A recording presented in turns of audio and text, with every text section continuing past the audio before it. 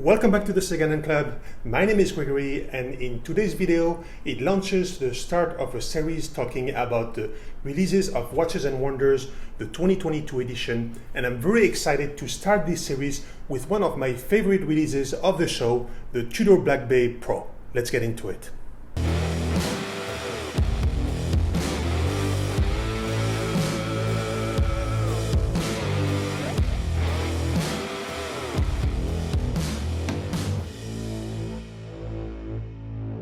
Before we dive into it, please make sure to like and subscribe. It really helps us put out content talking watches and grow the channel.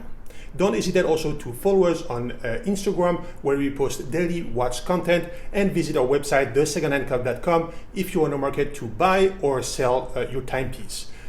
If you know me and my admiration for Tudor, I was really awaiting what they were going to come up with. I used to own a Tudor Black Bay in bronze and I absolutely loved it. It's one of those watches that you're not afraid of wearing and really enjoy. But here it is, the Black Bay Pro. It's one of our highlight in terms of releases from Watches and Wonders this year. It's a 39mm GMT that looks very similar to something else that we all know. When I first saw the watch, the Explorer II immediately jumped to my mind, but I smiled.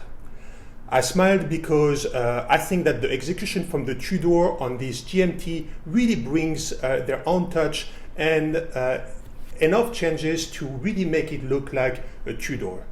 In terms of dimensions, as I said earlier, the diameter of the watch is 39mm, the thickness of the case is 14.6mm, including the dome sapphire glass, and the lug-to-lug is 47mm. A bit thick, but the 39mm should make it quite wearable.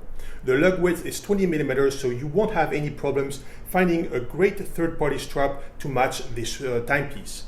They decided to also keep the case back closed, allowing the watch to have a water resistancy of 200 meters. When you look at the watch, it does indeed remind us of an Explorer II, but the Tudor DNA is still very present. The large crown, the thick hands, the snowflake indexes, but what really stands out against this deep matte black dial is the yellow GMT hand that contrasts very well along with the yellow inscription on the dial. While we can see some relation with its sister from another mother, this watch still screams Tudor and still has the main traits of the Black Bay original design, like cited above.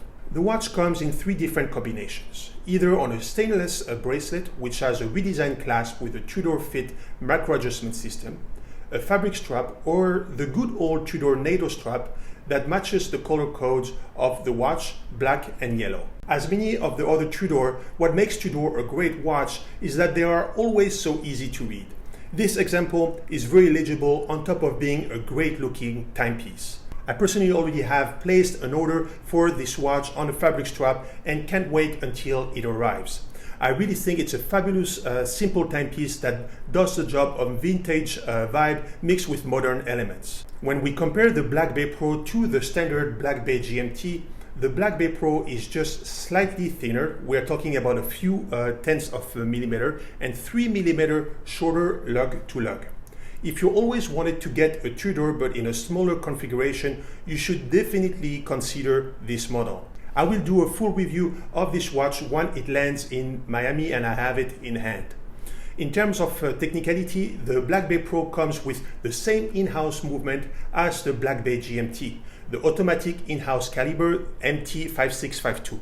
It has a 70-hour of power reserve and it's COSC certified, and of course has the jumping GMT function, which means that you can adjust the complication without affecting the local time. The main difference to the GMT execution between the Black Bay GMT and the Black Bay Pro is that the latter has a fixed bezel instead of a rotating 24-hour bezel on the Black Bay GMT. That's where we see the similarity with the Explorer II. Anyway, back to the dial and to the markers. In order to increase the strength of the lume, Tudor uses a luminous ceramic to make its lume quite intense. The hands and the markers have this faux patina style that gives quite a cool vintage feel to the timepiece. My opinion about this watch, I think Tudor really nailed it on this release of this new GMT. From the matte black dial to the bright yellow GMT hand, the watch looks crisp and very well balanced. Pricing wise, Tudor is still in line with what we can expect from their pricing category. The two straps combination will cost you $36,500 and the bracelet goes for a bit more at $4,000. And big bonus, you don't have to wait 2 to 3 years to get one allocated.